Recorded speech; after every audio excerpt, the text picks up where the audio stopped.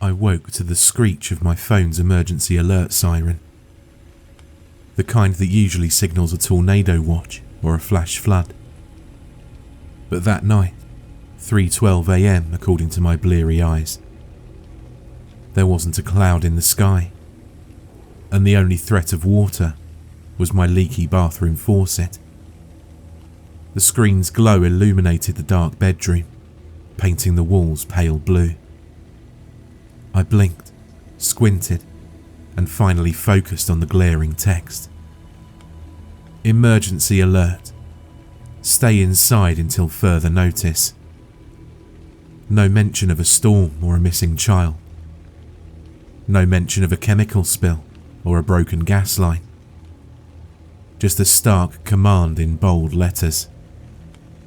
I rubbed the grit from my eyes and tapped the notification. Nothing else. No details.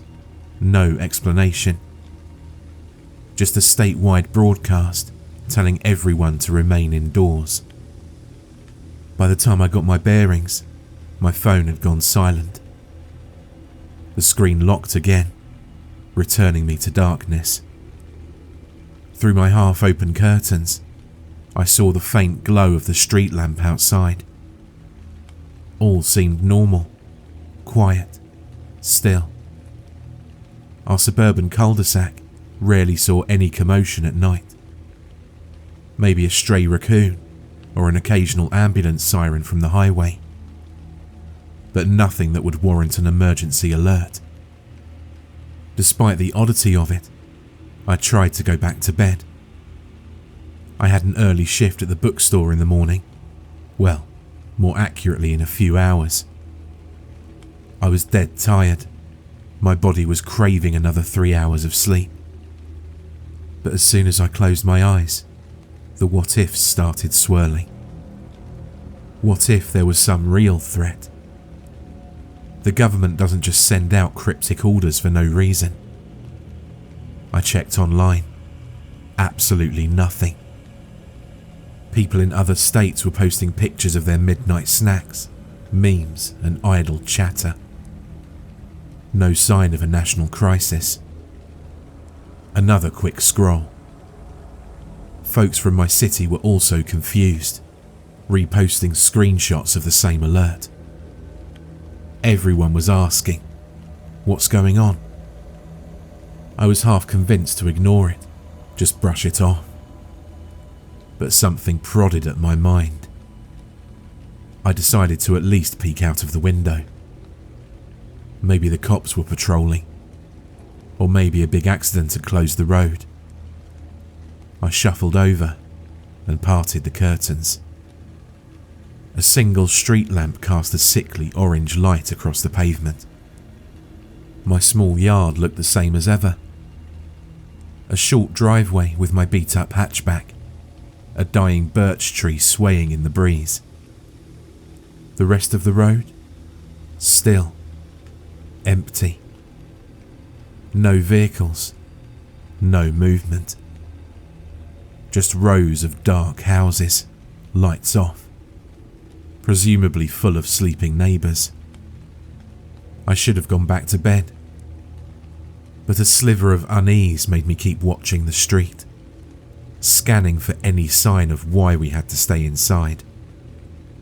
A few minutes passed. Nothing. My eyelids drooped and I let the curtains fall back. "You're overthinking," I told myself. "Go to bed. Check the news in the morning." But then, I saw something move outside. A tall figure, but there was something uncanny about it. The way it moved. It stopped at the edge of my property, turning to face my house. They lifted an arm, slowly, as if reaching out. And then, stillness. I felt an intrusive thought. They know I'm watching. An irrational panic flared. Stay calm, I thought. Maybe it's just some random passerby. But why would a random passerby stand at 3 a.m. in front of my yard, arm raised as if to knock from 20 feet away. I willed myself to let the curtain drop, stepping away so they couldn't see me. Another glance at my phone's alert, repeated in my head. Stay inside. I locked the front door and switched off the living room lamp. If someone was outside, better not advertise that I was awake and watching. Minutes ticked by. I pressed my ear against the window, but I heard nothing. Maybe they'd left. But that was only the beginning. I must have dozed off around 4 a.m. on the couch. I woke to the soft glow of dawn creeping through the curtains. My phone was buzzing with messages from friends and co-workers. Everyone was freaking out about that emergency alert. Some of them received a second alert around 5 a.m, repeating the same message. Others didn't.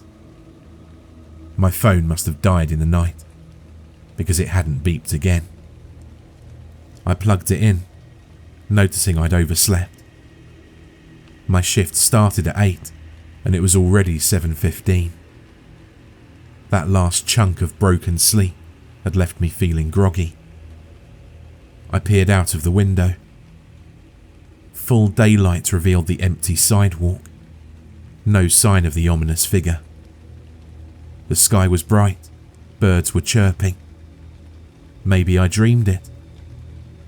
A second wave of text messages poured in once my phone booted up. Some were jokes. Zombie apocalypse, laugh out loud. Others were worried. Should we actually stay home? This is weird. A handful came from my boss, Garrett. We're still open, right? I can't find any official closure notice. Are you coming in? I flicked on the local news. The anchor looked rattled, scanning her teleprompter with wide eyes. She repeated the same lines. That last night, the entire region got an unspecified emergency alert, telling people to remain indoors. The official source was unknown. Neither the state nor the county's emergency management claimed responsibility. There were no obvious disasters. The city police said they had no idea who sent it. A big mystery alert headline scrolled across the bottom of the screen. Still, it was morning, the sun was out, and the city was going about its business. So I forced myself to shower, dress, and drive to work. The bookstore was only 10 minutes away. The roads were busier than I expected for a Monday morning. Everyone was probably anxious, double checking if it was safe to go to the office or bring their kids to school. Outside my window, people bustled, looking around with uneasy glances, as if waiting for the other shoe to drop. At the store, Garrett greeted me with a forced laugh. Heard you almost decided to hide under your bed after that weird message, he joked. I mustered a grin. Yeah, it rattled me. Did you see anything strange outside last night? He shrugged. Slept through it. Woke up, saw the texts, came here. Wish they'd let us know if it was a hoax. I nodded, my mind drifting back to the tall figure. I said nothing, worried that he'd think I was paranoid. We opened the doors, business as usual. Customers trickled in, many discussing the emergency alert in hushed tones. A few claimed to have seen suspicious people wandering their streets overnight, but everyone's stories were vague. Figures in the distance, silhouettes at street corners, no actual confrontation. By noon, it felt like half of the city believed it was a hack or a bizarre practical joke, while the other half fretted that something bigger was looming. I tried to forget about it and go on with my day. At around 3 p.m, the store was quiet. Garrett had stepped out to grab lunch, leaving me at the register. I scrolled through my phone's news apps. A bizarre new rumour circulated. Reports of random people found wandering highways on the outskirts of the city, unresponsive and pale. A few eyewitness accounts described them as if they'd been pulled from a morgue. But mainstream sources insisted it was just an unverified rumour. Then, all at once, my phone vibrated violently with another alert. The same jarring tone as last night. The screen read, "Emergency alert. Remain inside. Lock windows and doors. Avert direct visual contact with unknown individuals." Unknown individuals? What does that mean? This time, there was an explicit mention about not looking at them. My mind flashed to the figure standing outside my house. Maybe this was no hoax. One of the store's overhead TVs, which usually played a silent loop of promotional material, switched to a local news feed. The anchor repeated a breaking story. The city had just reissued an urgent stay-inside order. Government lines were jammed, with no official press conference yet. The anchor's face looked frightened. A handful of customers in the store gasped at their phones. Some tried calling relatives. Others rushed to the windows, peering outside at the sunny sidewalks. A moment later, the city's emergency sirens started wailing. Those massive air raid style sirens that we sometimes test on the first Wednesday of the month, but rarely used otherwise. I glanced around. Did they want us to lock ourselves in the bookstore? For how long? My rational side said maybe it's just a precaution. But a deeper fear came to the fore. This is real. Something's out there. As if reading my mind, one customer, an older man with thick glasses, stepped outside anyway, muttering he had to get home. Another lady followed, phone pressed to her ear, exclaiming she had to pick up her kids. Garrett returned just then, arms full of coffee cups and a bag of sandwiches. He stared at me, the sirens echoing outside. "What the hell's going on?" he asked, voice shaky. I showed him my phone. "New alert, telling us to stay inside." He blinked. "I can't just lock the doors with customers in here, can I?" But within minutes, the few who remained either trickled out in a rush or hid behind shelves, making frantic phone calls. One couple asked if we had a basement or back room to shelter in. This was surreal, like a scene from a disaster movie. Through the glass, the sky remained painfully bright, as if mocking our fear. People scurried along the sidewalks or rushed to cars. I saw a woman across the street yank her child's hand, practically dragging him inside a pharmacy. Everyone was retreating indoors. And then I saw them. Two figures, strolling along the far sidewalk, seemingly unbothered by the commotion. They were tall, though maybe not as tall as the one from last night. But they had the same odd gait, as if each step took effort or had an unnatural grace. I squinted, catching glimpses of pale skin, or maybe it was white clothing. It was too far to tell for sure. I jolted my head away, turning from the window. Already, My mind flashed to that unsettling memory of the figure outside my house. I squeezed my eyes shut, forcing my breath to slow. Don't look directly at them. But how could we avoid it if they came here? Garrett and I decided to close the store early.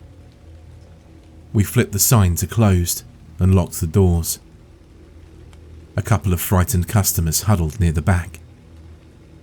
We told them they could stay as long as they wanted. One young woman, eyes wide, said she lived 2 blocks away but was too scared to run home. The city sirens kept wailing. Occasionally, they'd pause and then start again. No official broadcast explained the reason, just a repeated text banner on the TV. Stay inside until further notice. We tried to settle in, but an undercurrent of fear kept us from feeling any sense of safety. The overhead lights cast an eerie glow on the shelves lined with novels and journals. The store had big front windows, too big, really. Anyone or anything on the street could peer inside if they wanted. Garrett rummaged around for cardboard or something to cover them, but we only found a couple of large posters, nowhere near enough to block the glass. Should we go in the back room? I suggested.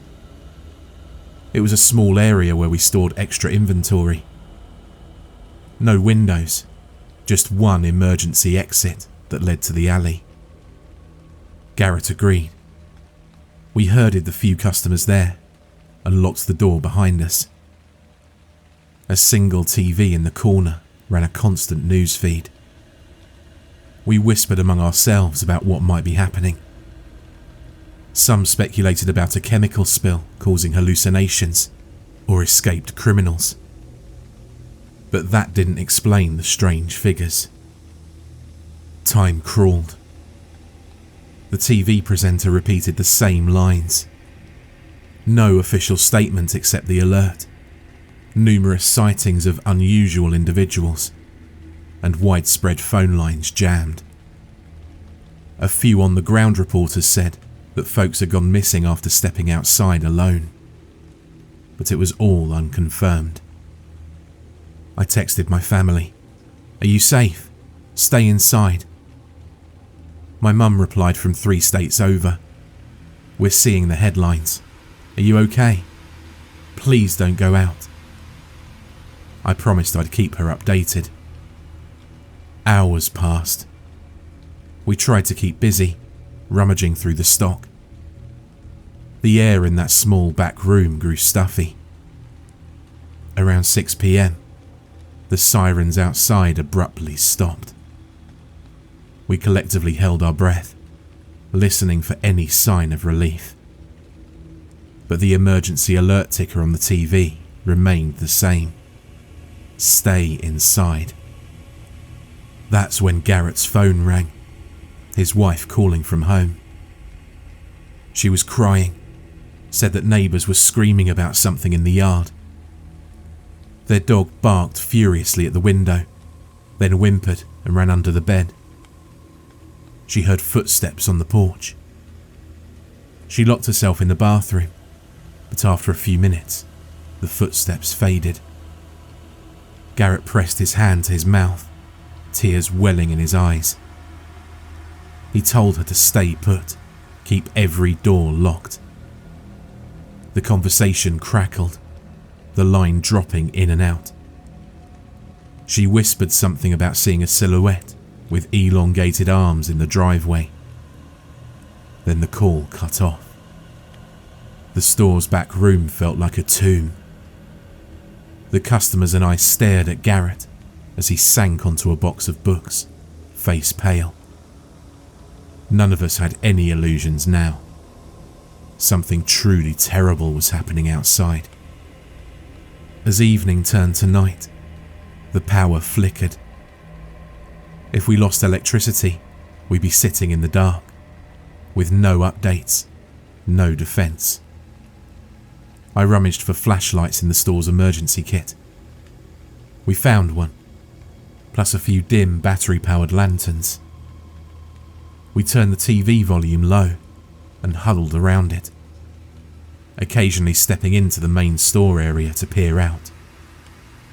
The streets were nearly empty, but I saw shapes moving between parked cars or lurking near doorways. A thought struck me. The city is full of these unknown individuals, drifting around, waiting. For what? At about 9 p.m, another alert buzzed on my phone. Emergency alert. Shelter in place. Do not engage with outside presences. Do not make prolonged eye contact. One of the customers, an older lady named Naomi, started weeping softly. "We're sitting ducks here," she murmured. "I should have gone home hours ago." Garrett tried to comfort her, though he looked equally spooked. "Better to stay put than to wander the streets," he said. We rummaged for food. Just a few vending machine snacks and bottled water. We split them among the 5 of us. The local news looped the same warnings. The anchor, face drawn with fatigue, mentioned that the phenomenon seemed city-wide. No, statewide. Reports poured in from all corners. Sightings of tall, silent figures, some with unnatural features. People who got too close either vanished or were found catatonic. Outside, the night had deepened. The store's windows, uncovered, gave me a partial view of the block. Occasionally, I'd see a figure cross the road or stand beneath the flickering light. They never rushed, never ran, just slow, purposeful movements. One time, around midnight, I nearly yelped. A face pressed against the glass from outside. By the time I dared to peek up, the face was gone, leaving only a slight fog on the window. I returned to the back room, trembling, and told the others we had at least one visitor. Naomi turned whiter than a sheet, muttering prayers under her breath. "Why aren't they breaking in?" the young woman with us, Tamara, asked, voice shaking. None of us had an answer. Maybe they were content to roam unless provoked, or they required something else to enter a building. The speculation felt maddening. It was around 2 a.m. when the power went out completely. One moment, the TV was still broadcasting shaky updates from a half-lit newsroom. The next, everything blinked off. We flicked on flashlights, cursing. The store was plunged into darkness. A tense hush fell over us. We heard distant sirens, far away. In that silence, we heard a noise coming from the store's main area. We huddled close, deciding what to do. Should we remain in the back, or try to see if someone was inside? Garrett whispered, "If they get in, we'll hear them. We should barricade the hallway." We all agreed. We stacked boxes and furniture near the door leading into the main store, forming a makeshift blockade. Then we waited. The noises grew in volume. The door handle started to turn. Naomi stifled a scream behind her hand. We pointed flashlights at the door. Then, a voice, soft and scratchy, spoke from the other side. "Hello?" For a moment, we froze. The voice sounded almost normal, a middle-aged man. It coughed. "Anyone in there? I need help." Garrett frowned.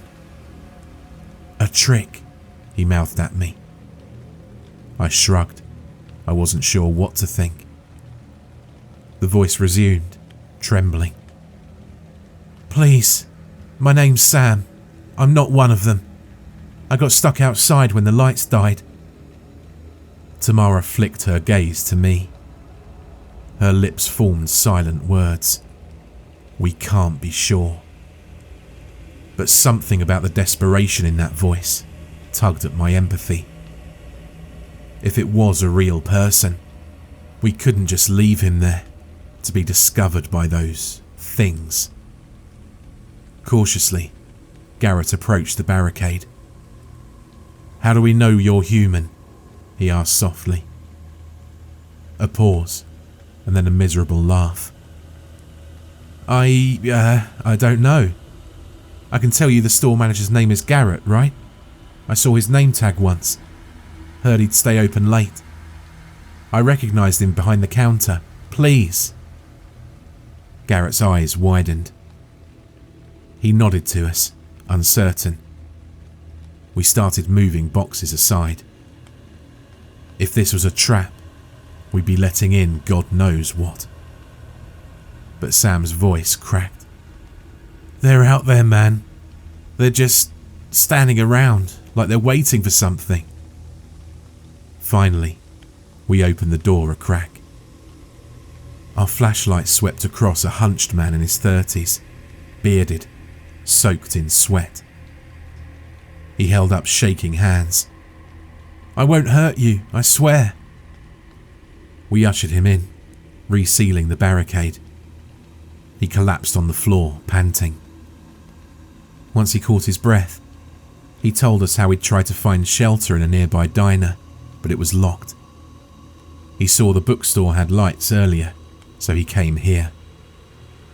Then the power died, and he found the door locked. "I heard them in the street," he whispered. "They hissed or something. Then, one turned its head real weird. I've never seen anyone do something like that before." A heavy silence fell. It matched the rumours we'd heard. Some might appear vaguely human, others more hideous. Sam said he'd managed to slip around the side. The front door was intact, but he forced the back door's latch with a metal rod, hence the scraping we heard. We gave him water. He joined our group, but no one slept that night. At around 6:30 a.m, morning light filtered through the high windows of the main store. Maybe it was delusion, but we hoped that maybe things would be back to normal in the daytime. But as we peeked out, we saw the street still littered with silent shapes. Some hunched figures leaned against lampposts. Others paced back and forth. One bold person across the street apparently tried leaving their building. The moment they stepped onto the sidewalk, a tall figure drifted closer. The resident froze, then ducked back inside, slamming the door. The creature just stood there, as though it was guarding the block. Our phones buzzed with more texts from family and friends. Meanwhile, footage circulated online of entire neighbourhoods being overrun by these things.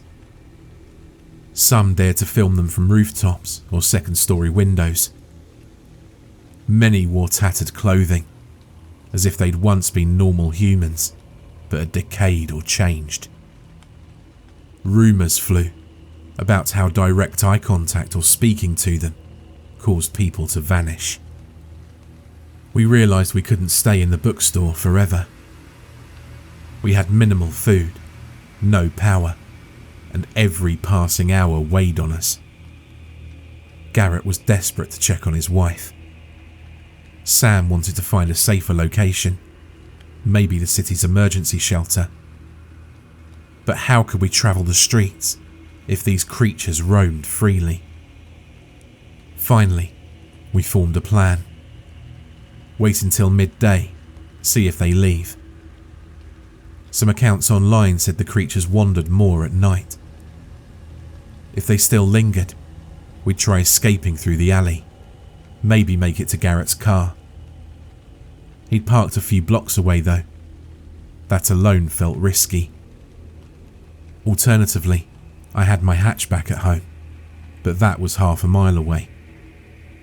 Time moved on. The creatures outside didn't disperse as quickly as we'd hoped. Some meandered off, but new ones appeared. In bright daylight, seeing them was even more unsettling.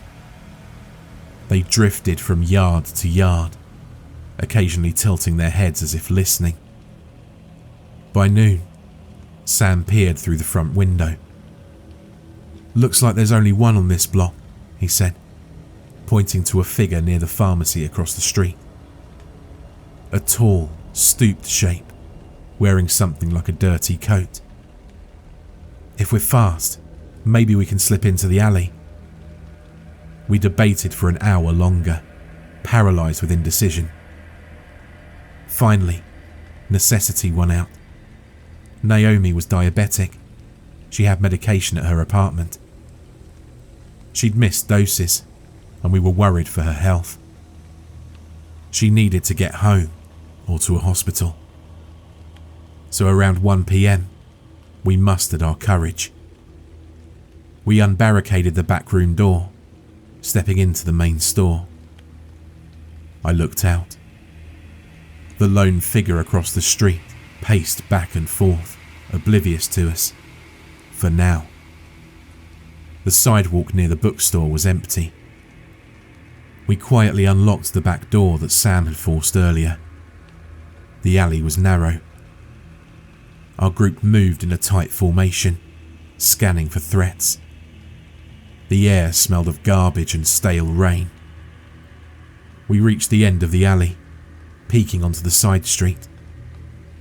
No creatures in sight, just abandoned cars. In the distance, a hum, like thousands of quiet murmurs. We advanced slowly, with Naomi clutching my arm for support. Then, from behind a dumpster, something rose. I stifled a gasp. It was small, child-sized, but hunched. The face was partially hidden by matted hair. It let out a faint, ragged exhale, turning large, dark eyes on us. We didn't dare move. My mind screamed at me, "Don't make eye contact." But it was too late. Its gaze caught me. A wave of disorientation hit. The creature's eyes were deep, swirling with blackness. My vision swam as if I might faint. Instinctively, I looked away, focusing on the pavement. My ears rang. Sam grabbed my shoulder, tugging me forward. The small creature didn't shriek or attack. It just watched, as though curious. We half ran, half stumbled away. The child thing made a soft, pitiful moan, but didn't follow. We hurried down a side street, heading towards Garrett's car. He insisted on checking on his wife. If we could get to his car, we'd try driving to her, or failing that, to the nearest hospital. Rounding the corner, we spotted the row where Garrett had parked. The block was eerily silent, every house shuttered. The creatures had to be lurking somewhere. We tiptoed along, scanning every driveway. Finally, Garrett's sedan came into view. But as we approached, we realised with dread that a tall figure leaned against the passenger door, as if dozing. Its arms were unnaturally long, draping past its knees. The skin was patchy grey. We shrank behind a parked SUV, panting. "We can't just rush it." Sam motioned to circle around. "But if we startled the thing, We took a huge risk. We stood for what felt like forever, trying to figure out what to do. Then, from some distant part of the neighbourhood, a car alarm went off. The tall figure jerked upright, head swivelling, then loped away, presumably drawn to the noise. In mere moments, it vanished behind a row of houses. Our group exhaled collectively. "We have to move now," Garrett whispered, sprinting for the car. We piled in as quietly as possible. He fumbled with the keys and started the engine. The car roared to life, and for a terrifying moment, I expected the creature to reappear. But it didn't. Garrett floored the accelerator. We sped down the empty street, weaving around stalled vehicles. The radio was pure static, except for the occasional emergency broadcast repeating the same: "Stay indoors. Do not engage." As we drove, the city looked eerie. Deserted sidewalks, a few shattered windows, cars abandoned mid-intersection. We saw a handful of these unknown things prowling. Some stood in clusters, heads tilted skyward. Some crouched near doorways. The sense of dread was overwhelming. He managed to navigate near his neighbourhood. The roads had debris, fallen branches, scattered trash. We spotted a police cruiser, driver's door flung open, no sign of the officer. When we arrived at Garrett's house, a modest single-storey home, we found the front windows shattered and the door open. He ran out of the car, calling his wife's name. The rest of us followed. Inside, the living room was ransacked. "Marissa!" Garrett yelled, voice cracking. No reply. We searched the rooms. In the hallway, we found a trail of smeared footprints, slightly too long to be human. They were here. At the end of the hall, the bathroom door was locked from the inside. Garrett banged on it.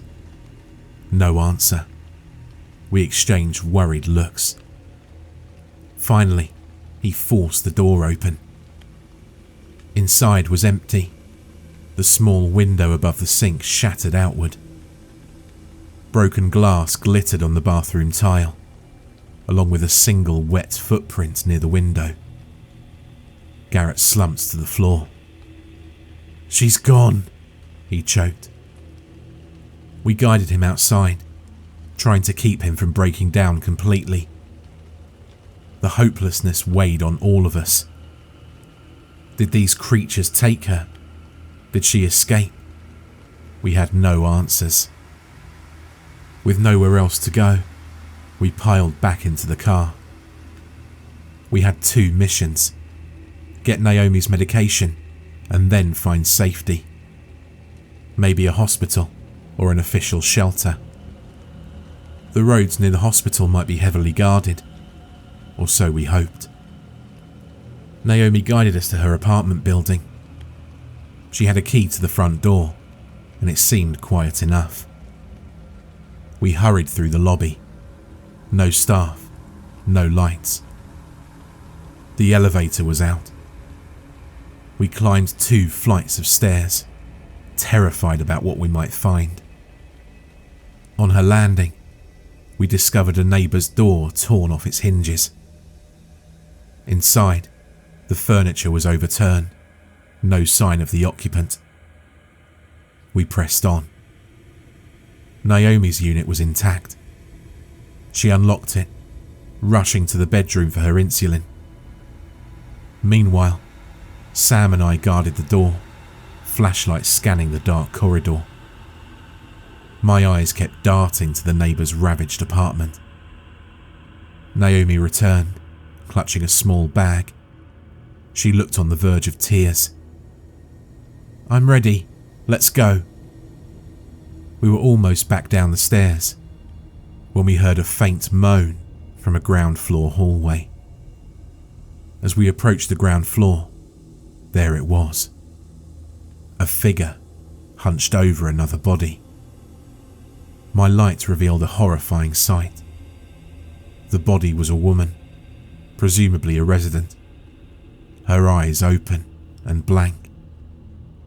The hunched figure knelt by her as if it was feeding. It felt wrong. The figure paused, head turning towards us. We froze. It made a choked hiss. Then, unbelievably, it straightened, leaving the body slumped on the floor.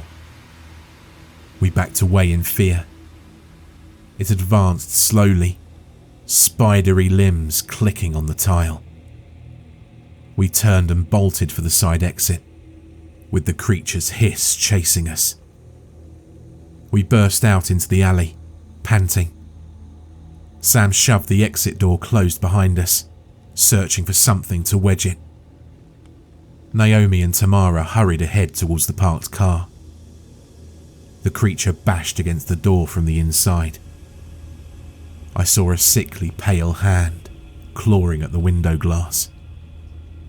"Go!" Sam yelled. We sprinted to the car.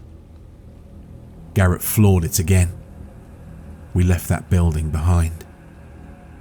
We aimed for the hospital next, but the closer we got, the thicker the traffic jam. Cars abandoned, some crashed. The roads were impassable near the final blocks, so we parked in a side street. A few helicopters buzzed overhead, but I couldn't tell if they were news or military. The entire city felt on the brink of collapse.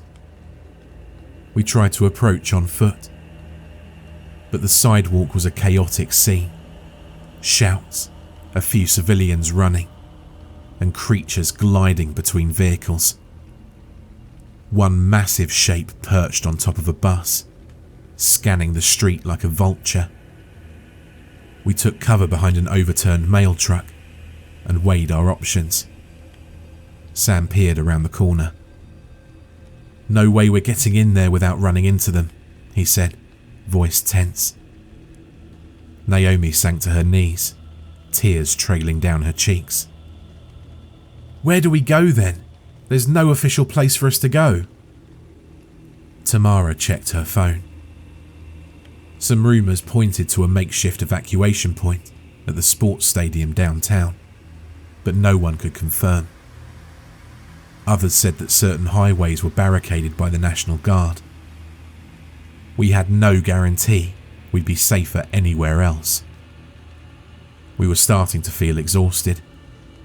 We'd been awake for nearly 2 days. Garrett stared into the distance, still reeling from his wife's disappearance. At that moment, we heard a screech overhead. We all looked up to see a helicopter spinning out of control above the hospital. Thick black shapes clung to its landing rails. Humanoid forms that should never have been able to reach such a height. The chopper veered, trailing smoke, then vanished behind a building. A distant crash, then silence. It was clear that the city had been lost. We had to think about our own survival. We decided to escape from the hospital district and head for the outskirts. Maybe we could find a less infested area, or even slip onto a rural highway. The plan was desperate, but staying in the city felt hopeless. We hurried back to the car. The creatures that once were scattered now seemed more numerous, drifting at intersections, standing on rooftops. Some parted or shrank away when we approached in the car. Others just stared blankly. That blank stare felt hungry. As we navigated side streets, The emergency alert buzzed once more. Final warning. Extreme caution. Remain indoors. Evacuation not guaranteed. Protect yourself. A final note flashed. Visibility triggers aggression. Eye contact sets them off. That matched the rumours. But we had no choice except to keep driving. Past burned out storefronts, over a collapsed traffic light. We once had to slam on the brakes to avoid hitting a group of them, standing in the middle of the street, gazing skyward. The group parted slightly, allowing us to pass, never lowering their heads. Eventually, we reached a quieter stretch of road leading towards farmland. The sun dipped low, painting the sky with purples and reds. We were running out of daylight again. Naomi fiddled with the radio, searching for signals. Only static, and occasional bulletins advising people to stay put. We spotted a boarded up gas station. We needed fuel. We pulled in, scanning for threats. The place looked deserted. Sam and I hopped out. We both had guns that we'd taken from a ransacked police cruiser. We forced the station door, finding the inside dark. We rummaged around for anything useful. Bottled water, snacks, batteries. The generator for the pumps was off, but a manual override let us siphon enough fuel to fill the car. All the while, I kept glancing at the horizon. The sun was nearly gone. The second night was nearly approaching. Based on what we'd seen, they'd be more active at night. We had to hurry. Just as we were finishing, we heard a rustling behind the station. Tamara peeked around the corner and shrieked. "There's one here," she hissed. Oh God, it's messing with a stray cat or something." I felt sick. We decided not to investigate. Garrett motioned for us to get in the car. But the creature heard the commotion and lurched around the corner. We scrambled into the car and slammed the doors shut. The creature hissed, spindly arms reaching for the trunk. The tyres screeched and we sped onto the open road. I didn't stop looking at it in the rearview mirror until it disappeared out of view. Night fell again and we drove in near silence. I think everyone was either too exhausted or too terrified to talk. The farmland around us was mostly empty. Once in a while, we saw a farmhouse with lights off, sometimes a faint silhouette crossing a field. So these things had spread beyond the city. Finally, around 10 p.m, we saw a sign for a roadside motel. The parking lot had a few cars. We parked in the shadows, unsure if it was wise to stop. But we were exhausted, starving, and we weren't sure how far we could keep driving. Sam and I approached carefully. The office was locked. We spotted a faint glow in one window. Maybe someone was inside. We knocked softly. A scared-looking clerk peered out, then let us in once we showed we were human. Inside, we found a handful of travellers huddled in the lobby with flashlights, forming an impromptu refuge. They'd blocked the motel entrances and set up a watch schedule. We introduced ourselves, explained we'd just fled the city. To our relief, they gave us 2 rooms. For the first time in days, we had something resembling safety. The windows were boarded, the doors were reinforced. A small group kept watch around the clock. We shared our supplies and ate a scant meal of canned soup. Naomi finally took her medication properly.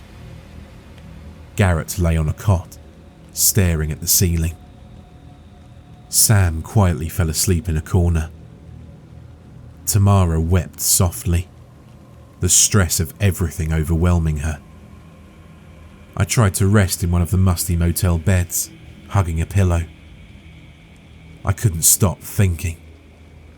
How long until the government regains control? Will rescue teams arrive? Or is this the new normal? Creatures roaming the streets, forcing us to cower indoors indefinitely. At dawn, the clerk, named Louis, gave an update. We've been in touch with a local ham radio operator. He said a convoy of National Guard is clearing sections of Highway 32, about 15 miles north. They're evacuating survivors. Some small towns have set up barricades. Our group latched on to that glimmer of hope. We decided to attempt to reach Highway 32, though the roads might still be dangerous. We said our thanks and goodbyes to the motel folks, who planned to stay put and wait for a more secure rescue. Gathering our meagre supplies, we piled back into the car. We avoided major roads, weaving through backcountry lanes.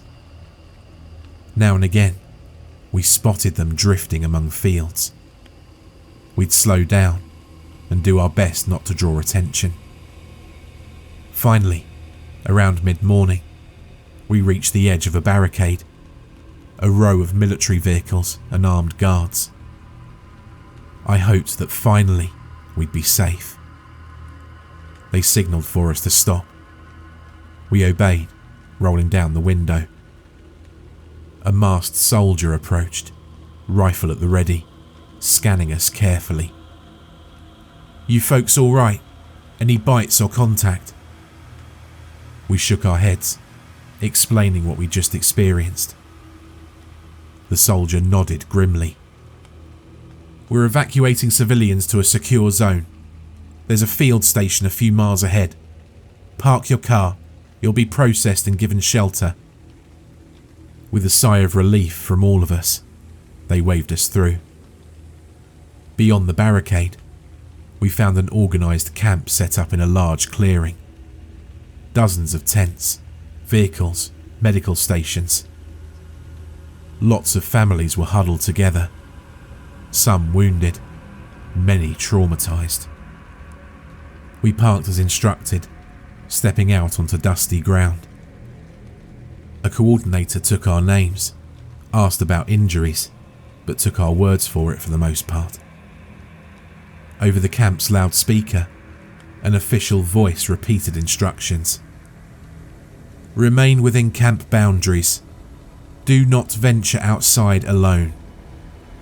The unknown threat still occupies large portions of the region." In the days that followed, we stayed at the camp, hearing bits of news. The emergency alert was still in effect for many counties. The unknown presences, as they called them, had claimed entire city blocks. The military was working to regain control, but the situation was dire. Some evacuees told stories of entire neighbourhoods succumbing to these creatures, people vanishing, screams in the night. Was this an alien invasion? A supernatural plague? The authorities had no official explanation. Rumours flew. Some said the creatures were reanimated corpses. Others insisted they were extra-dimensional entities drawn to fear. But no one had concrete answers. Garrett held on to a slim hope that maybe, just maybe, his wife had escaped and would find her way here. Naomi was stabilised with proper medication. Sam vowed to volunteer for supply runs to help others. But there's no hope for me. As I lay here, shaking and cold, I'm staring at the wound on my ankle. My skin's turning grey around it. I wanted to tell the group, tell the guards, but I discovered something today. I'm a coward. I don't want to die. Maybe a cure will be discovered soon. I just need to keep it hidden until that happens.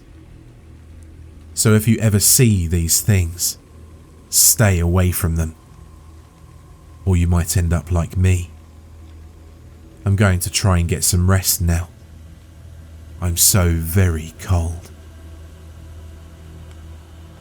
For more terrifying creepypasta horror stories, check out the playlist or the video on screen.